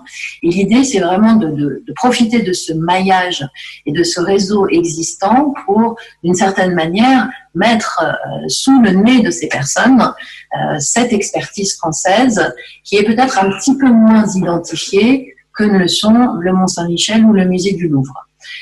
Et qui par ailleurs fait l'objet d'une concurrence féroce d'autres pays, je pense notamment aux pays anglo-saxons, qui sont très à l'affût de ces projets et très rapides à mettre en avant les entreprises qui chez eux peuvent remporter les marchés. Donc on est dans une logique, là pour le coup, de filière dans le sens où on est clairement dans un objectif d'ouverture de marché pour les acteurs français. Mais en revanche, je rejoins complètement ce qui a été dit. La filière n'est pas encore complètement existante puisque l'écosystème, la structuration des acteurs n'est pas complètement mature et aboutie. Ça n'empêche pas qu'aujourd'hui, il y a déjà de nombreuses entreprises qui existent et qui ont déjà une activité à l'international ou qui sont capables d'en développer une. Et c'est ce qu'on met en avant dans ce catalogue. Alors, on peut le feuilleter rapidement si vous le voulez. Donc, vous voyez sur la slide suivante, donc c'est le sommaire de ce catalogue. Alors, je précise que ce catalogue est en anglais, puisqu'il est destiné à l'international. Donc on a essayé, alors ça n'est pas un catalogue exhaustif, et j'insiste pour ceux d'entre vous qui sont dans la salle et qui sont à la tête d'entreprises qui proposent ce type de service, vraiment faites-vous connaître de nous. On a opéré une sélection, d'ailleurs c'est un jury professionnel qui a opéré une sélection qu'on a voulu représentative, mais pas exhaustive, donc il ne s'agit pas d'un annuaire, il s'agit vraiment d'une sorte de présentation représentative de ce que la France, des métiers et des expertises qu'on peut trouver chez les acteurs français. Mais nous diffusons beaucoup plus largement l'information auprès de nos collègues, c'est-à-dire qu'en gros, il y a une liste bis qui n'a pas pu rentrer dans le catalogue pour le concert, lui faire en sorte qu'il soit digeste et que ce soit un objet facile à consulter et à comprendre. Mais bien évidemment, notre rôle, c'est de valoriser l'ensemble des entreprises. Donc vraiment, faites-vous connaître de nous pour que l'on puisse, à notre tour, vous faire connaître de nos collègues et transmettre l'information. Donc, on va revenir un petit peu sur ces différentes sections en les feuilletant. Juste en introduction de ce catalogue, on a souhaité mettre en avant quelques institutions importantes françaises, qui sont donc je dirais, si on fait une métaphore de vélo, par exemple, on va dire que c'est vraiment le leader et qu'on essaie de mettre les entreprises dans la roue de ces grandes institutions qui sont, elles, déjà bien connues à l'international. Et on a interrogé ces institutions sur leur usage du numérique et de l'innovation en général. Donc, effectivement, je pense que vous avez sous les yeux l'interview de Valérie Sangor, mais sont interviewés aussi le Musée du Louvre, la Cité des Sciences et de l'Industrie, le MUSEM, qui sont présentés dans ce catalogue à titre introductif, on va dire. Ensuite, on rentre vraiment dans le dur du contenu avec ces sections. Donc, une première section sur la production de contenu, la distribution. Vous voyez que, donc là, on est sur une fiche, on peut rester sur la fiche de narratif, par exemple, ou de Nouvel Lab. On a voulu vraiment rendre le catalogue très pratique et lisible. Donc, chaque société est présentée de façon très rapide au sein d'une fiche, très visuelle. On a essayé de pas avoir de texte trop long, faire en sorte que nos partenaires à l'étranger puissent comprendre très rapidement l'expertise qui est proposée et avoir accès à des informations qui nous ont semblé importantes, notamment, alors évidemment, toutes les informations pratiques, les contacts, le catalogue est actif, donc les liens vers les sites des sociétés sont intégrés au catalogue, etc. On a une facilité d'usage. On a mis en avant donc un savoir-faire spécifique, mais vous voyez que sur le côté gauche, en haut à gauche, les sociétés ont pu aussi renseigner d'autres expertises qui sont ici présentes sur leur fiche. On leur a demandé aussi de mettre en avant éventuellement des clients qui sont des noms qui ont un impact à l'international. Donc, soit si ces sociétés ont déjà travaillé pour des monuments ou des établissements culturels très connus, c'est quelque chose qui évidemment fait un impact en termes de référence. Des grandes marques de luxe aussi sont des noms qui impressionnent et qui rassurent et qui valorisent le travail de ces entreprises. Donc, on l'a fait aussi apparaître. Et puis, dans le petit encart sur les achievements, on a demandé à chaque entreprise de sélectionner un certain nombre de projets qui leur semblent illustrer le mieux leur savoir-faire. Alors, merci Agnès. Ce catalogue sera mis à disposition effectivement de l'ensemble de la communauté, et via notamment notre newsletter destinée à 20 000 acteurs à la fois du patrimoine, du tourisme et du numérique. J'aimerais avoir, je dirais, face caméra, votre regard sur justement la capacité que ces entreprises ont à s'exporter. Aujourd'hui, quels sont les pays qui sont très très en demande de ces savoir-faire ? Alors, la capacité à s'exporter, ça a été une des conditions pour figurer au catalogue. C'est-à-dire qu'on a été sollicité et on fait un travail de veille assez large sur l'ensemble des acteurs de cette voilà, qui sont au sein de cette expertise. J'allais dire de cette filière, mais on y vient petit à petit. Et certains nous ont confié ne pas être encore complètement mûrs pour partir à l'export. Par exemple, le fait de ne pas avoir de site internet traduit en anglais, par exemple, c'est un premier frein qui est difficile à surmonter. Donc là, les entreprises qui figurent au catalogue sont normalement vraiment des entreprises qui sont prêtes à travailler à l'étranger. Alors, elles sont pas forcément toutes prêtes à travailler aux 4 coins du monde. Certaines nous ont dit avoir visé plutôt un marché européen, quand d'autres sont déjà vraiment à l'export aux 4 coins du monde. Est-ce qu'il y a une success story, entre guillemets, qui vous a marqué parmi les entreprises que vous avez rencontrées lors de l'édition de ce catalogue?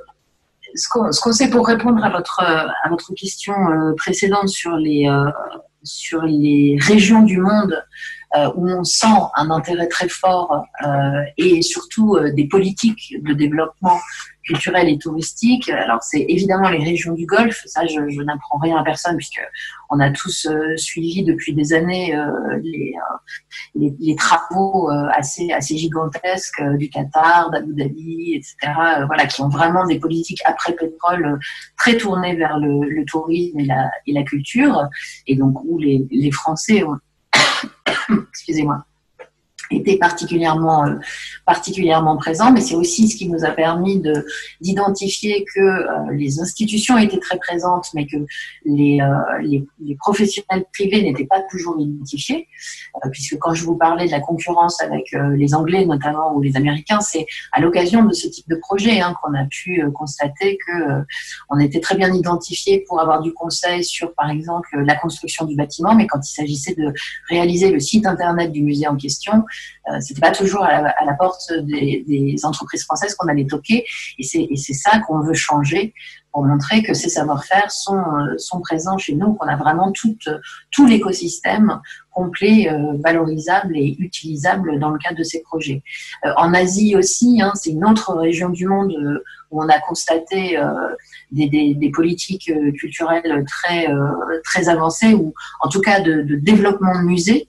Je pense à la Chine notamment, qui a construit depuis 2015-2016 un nombre de musées absolument extraordinaire, dont certains d'ailleurs sont assez vides, parce que les infrastructures ont été construites, mais avec pas forcément toujours des collections. Donc ça, c'est des opportunités aussi pour une nouvelle forme d'activité que développent beaucoup de ces entreprises et certaines institutions publiques, à savoir des expositions numériques qui sont complètement exportables et diffusables à l'international, et qui donc peuvent être accueillis dans ce genre de lieu.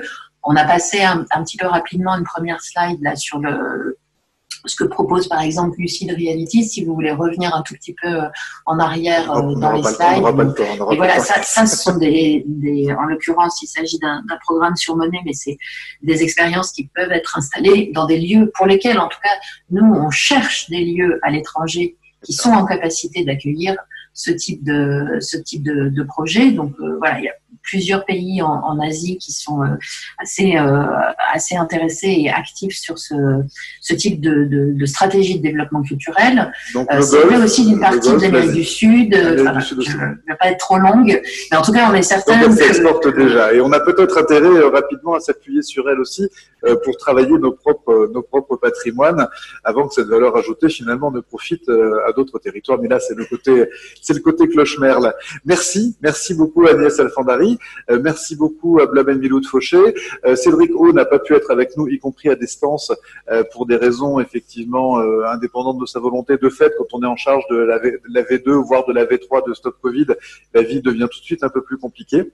Mais voilà, nous bénéficions de la bienveillance de la mission French Tech par rapport à ce que nous initions ici aujourd'hui. Donc progressivement, effectivement, ces choses, on l'a vu avec l'allocution de Roselyne Bachelot hier, et avec ce soutien de la mission French Tech et du secrétariat d'État au numérique, petit à petit, les convergences se mettent en place, et petit à petit, on arrivera peut-être à accoucher d'une filière. Merci. Je vous demande d'applaudir Agnès Alfandari et Abla Banilout-Fauché. Merci beaucoup, Agnès. Merci. À bientôt. Au revoir.